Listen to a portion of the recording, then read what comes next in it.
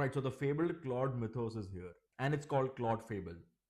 And Fable is the first public Mythos-class model. So what does Mythos-class mean? Models that sit above Opus class models are called Mythos-class. And Fable is Mythos but with a small safety lock. If you ask Fable for something risky in areas like cybersecurity, biology, or model distillation, Anthropic does not always let Fable answer. Instead, it routes the request to Claude Opus 4.8. So most of the time you are using the new Mythos class model, but if you hit one of the dangerous zones, the safety lock kicks in. So according to Anthropic, this is the most capable model they have ever launched. They say it's state of the art on software engineering, knowledge work, vision, scientific research, and many other areas. And the benchmarks are obviously out of this world. On paper, this thing looks ridiculous. But the most important line is this: the longer and more complex the task gets, the bigger Fable's lead becomes. This means that this is supposed to be a delegation model. The kind of model where you hand it a real project, walk away, and come back to something that actually works. And a lot of early testers are saying the same thing. But you already know how these launches go. Every new model comes with a benchmark chart. So I don't want to just read this blog post. Let's test the real thing. Oh, and before we test it, there is one thing you should know. The model is not at all cheap. Fable 5 and Mythos are being offered at 10 per million input tokens and 50 per million output tokens.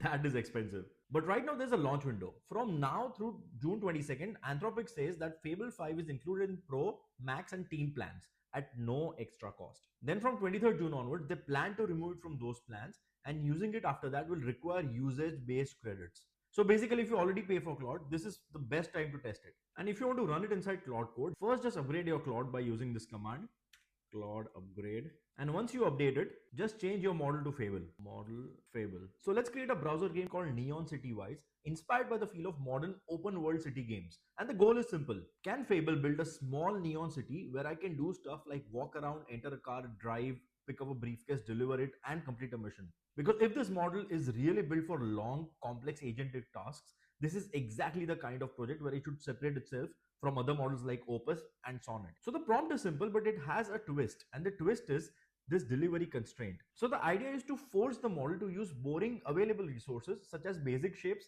3JS, and just one HTML file and no assets. And we let the model figure out, can it still create something that feels like a playable game? Because that is the real test. Can it take limited resources and still make something playable? Can it choose a small working city over a huge but broken one? Can it prioritize the mission loop before the visual fluff? And that is what separates the model that write codes from a model that understands assignment. Okay, let me first select the effort as max, and I hope it doesn't consume all my tokens before finishing the task. Let me paste the prompt and let's go. Setting it to auto mode so it can vibe. Okay, so it's been thinking for 13 minutes and 25 seconds and has used 47.4 thousand tokens and hasn't even written a single line of code. I'm truly excited about what it's going to output. Okay, so Mythos has finished building the game, and it not just built the game, it also tested it.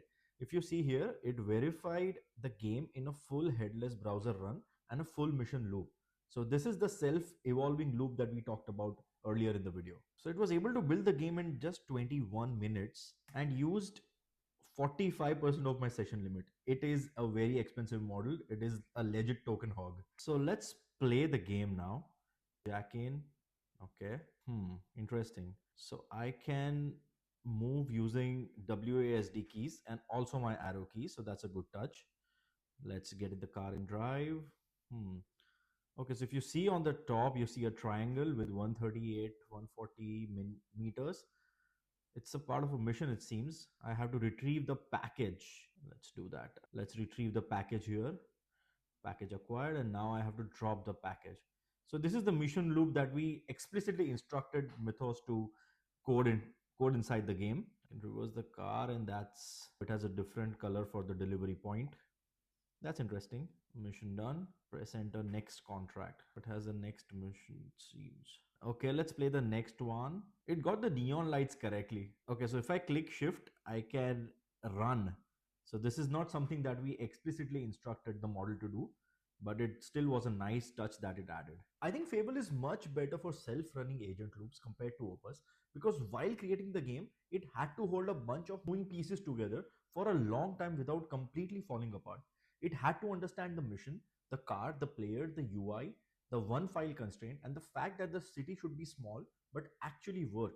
and then somehow it had to connect all of it. If the model can stay focused for longer, recover from mistakes better, use context better, and make smart trade offs without you babysitting every tiny decision, the entire agent system levels up. But having said that, it is definitely a lot slower than Opus 4.8 and a lot more expensive.